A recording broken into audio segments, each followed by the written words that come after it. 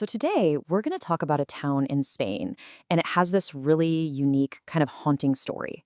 It's one of those places that makes you ask some pretty deep questions, about war, about memory, and about how we decide to remember our past. Okay, so this is Belchite. And when you first look at it, you'd be forgiven for thinking, oh, it's just an ancient ruin, right? Something from a long, long time ago. But then you kind of imagine yourself walking through those silent streets, and you get this feeling that something is different. Something is just deeply unsettling here. And that's because what you're seeing, it isn't the result of centuries of slow decay. No, this destruction was sudden, it was violent, and it happened much more recently than you might think. And this is where the story gets really strange. The last people who lived here were forced to leave their homes, not in the Middle Ages, but in 1964. Think about that for a second.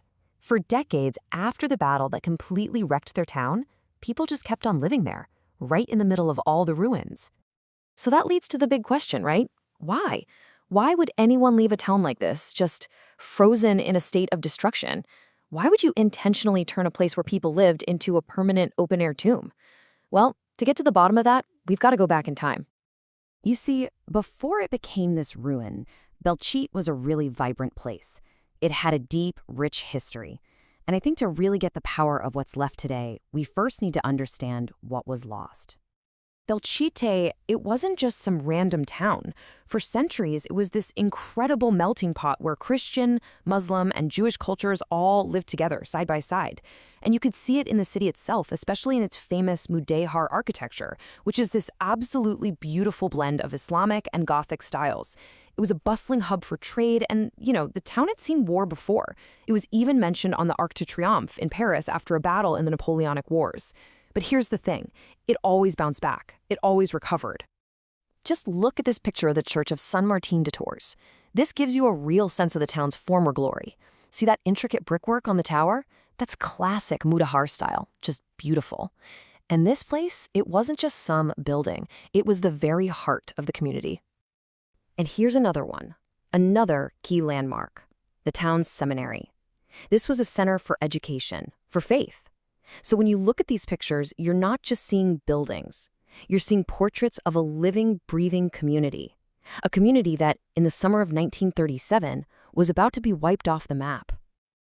Okay, so that brings us to the event that changed everything. Let's talk about the Battle of Belchite. It was one of the absolute most brutal episodes of the entire Spanish Civil War. So it's August 1937. The Republican Army launches this huge offensive in the Aragon region. Their main target? The big city of Zaragoza. Belchite was really just supposed to be a secondary objective, something to take quickly. But the nationalist forces there, they dug in deep, and what was supposed to be a fast capture, it turned into a brutal, grinding 14-day siege. This map here gives you an idea of just how ferocious the fighting got. I mean, this wasn't a battle in some open field. This was brutal, house-to-house, even room-to-room combat. Every single building became a fortress. Soldiers were literally blowing holes through the walls of houses just to move from one to the next without going out on the street. The entire town, it became the battlefield. And the human cost was just staggering. In only 2 weeks of fighting, around 5,000 people were killed. And that's not just soldiers, that's civilians too, caught right in the middle of it all. Just a catastrophic loss of life for one small town. And this is what was left. By the time the Republicans finally took the town on September 6th, Belchite was pretty much just a pile of rubble.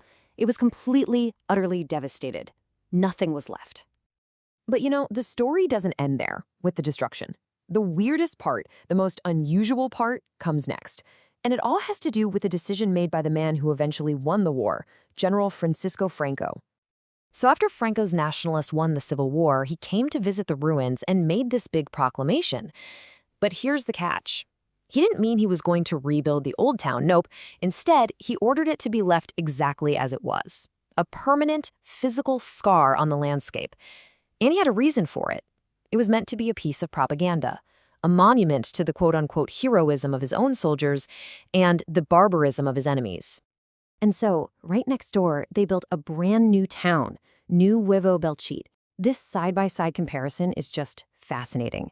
On the left, you've got the old town Viejo Belchite, with its tangled, organic, medieval layout. And then on the right, you see the new town. It's this rigid, imposing grid. I mean, it's such a clear statement in architecture about the new regime's ideology of order and control. And if you think that's something, the cruelty of the story actually gets worse. The new town, it was built mostly using the forced labor of Republican prisoners of war, the very same men who had fought against Franco. Just imagine that. They were forced to build this new town, living in a concentration camp nearby and having to look out at the ruins of the old one every single day. So for decades, the old town, Belchite Viejo, just existed in this weird limbo. It was part monument, part ghost town, a really powerful symbol whose meaning was always changing depending on who you asked. After the last families were finally moved out in 1964, the old town just fell into neglect for decades. People looted it for building materials, it was vandalized, you name it. But then, slowly, as Spain moved towards democracy, people's perspectives started to shift. They began to see the ruins differently. It wasn't just a monument to one side's victory anymore. It was becoming a testament to the tragedy that hits everyone in a civil war. And that shift in thinking eventually led to its official protection in 2002. Today, it's preserved as this incredible open-air museum.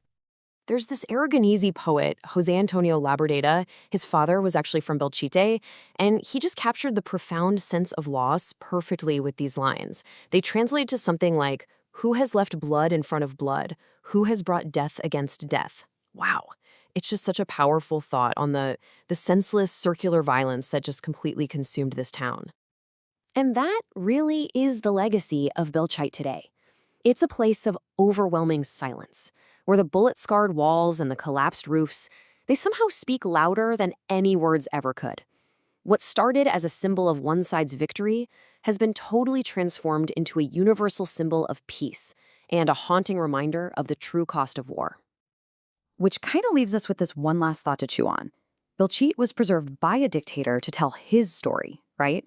But over time, it's come to tell a completely different one. And it really forces you to ask, if a ruin is a memory, who actually gets to write its story? Who truly owns that memory? And maybe most importantly, who gets to decide